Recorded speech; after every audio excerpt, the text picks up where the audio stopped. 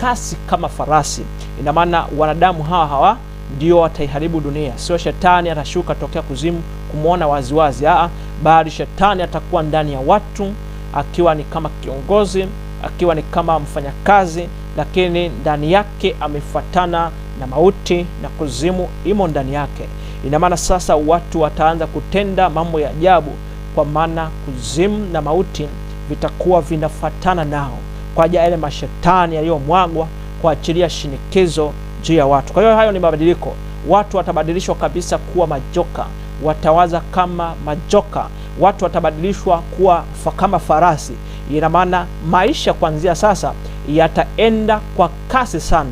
Teknolojia hii unayoiona pia itaenda kwa kasi sana, kwa sababu ya mwanadamu kupandwa na kuzimu na mauti, naye ataenda kwa kasi kama farasi.